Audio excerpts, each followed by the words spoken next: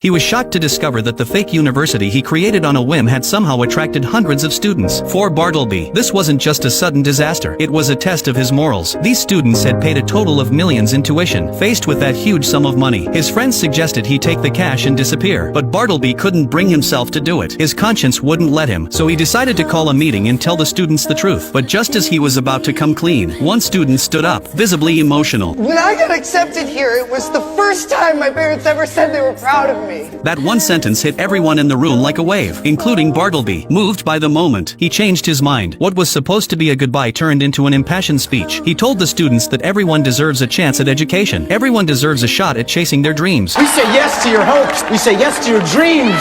Welcome to South Armand Institute of Technology! But how did things spiral to this point? It all started a few days earlier, when Bartleby received the list of college admissions and his name wasn't on any of them. Rejected by every school. He panicked. He didn't want to disappoint his parents, so he came up with a wild idea. If no college would accept him, why not make one up? He printed a fake acceptance letter, tweaked a school logo, gave the fake college a name, and wrote a short description to make it look real. But a letter alone wasn't convincing enough to sell the lie. He asked a tech-savvy friend to help him create a fake college website. That way, when his dad handed him the acceptance letter and said, "Congratulations, you've been accepted," he could act just as surprised. Congratulations, you've been accepted! His mom teared up with joy and gave him a heartfelt hug. But even in that touching moment, his dad looked skeptical. With Bartleby's grades, this seemed unlikely. Thinking fast, Bartleby pulled up the fake website. That bought him a little more time. The next day, his dad handed him a check for his first semester's tuition, and before leaving, he shared one more surprise. On the first day of school, the whole family would be driving him to campus together. That's when Bartleby realized the trap he'd set for himself. There was no school, but soon, his family would find out the truth. Desperate, he gathered his friends to figure out a plan. They needed a place that could pass as a college at least for one day. After some searching, they found an old, abandoned hospital. It was run down, dusty, and falling apart, but Bartleby saw potential. They all did, so they got to work. They tore down the fences, cleaned every room, and fixed whatever they could. After days of non-stop effort, the South Armand Institute of Technology finally looked like a real school. But they weren't done yet. They needed a president. Bartleby's dad was serious about education. He'd definitely want to meet the head of the school. That's when Bartleby's friend Glenn had an idea. His uncle used to be a respected professor at nearby Harmon College but was fired for being a little too unconventional. Now he worked in a clothing store, just scraping by. Bartleby asked him to play the role of president. Surprisingly, he said yes without hesitation. They also brought in volunteers to act as students. Once everything was in place, Bartleby and his parents arrived at the fake campus. The renovated space and clean facilities impressed even his strict father. For a moment, it looked like Bartleby had pulled it off, but the moment they stepped inside, his dad started noticing strange things. It felt like a hospital. To ease his doubts, Bartleby rushed to introduce his parents to the president. Luckily, the man still had real experience in education and gave such a convincing talk that Bartleby's dad finally relaxed. Bartleby breathed a sigh of relief. But then, just as his parents left, a student showed up. He said he was there to register. Bartleby assumed he was lost and told him to check out Harmon College down the road. But the student insisted he was in the right place. He'd received an acceptance letter, and he wasn't the only one. More and more students began showing up, each holding an acceptance. That's when Bartleby realized something was seriously wrong. These students were all different, but they shared one thing in common. They'd been rejected by every other college too. Some parents didn't even question the school's legitimacy. They just wanted someone else to take care of their kids. Bartleby was overwhelmed. How could so many people know about a school that was never supposed to exist? He confronted Glenn to get answers. That's when he found out the truth. Glenn had secretly added a clickable acceptance button to the website to make it look more legit. When Bartleby's dad checked it, anyone who entered their info would instantly get accepted. Now, it was too late to stop the wave of new students. And that brings us back to the beginning. When that student stood up and said his parents were finally proud of him, Bartleby felt something shift. He saw himself in every one of those kids. Rejected, overlooked, still full of hope. They all had dreams. They just needed a chance to shine. So what started as a goodbye turned into an opening ceremony. Bartleby took the mic and declared, "Everyone here is accepted." But now he faced a real challenge. How do you actually run a school? How do you teach hundreds of students? Want to know what happened next? Follow me. I'll be back soon with the rest of the story.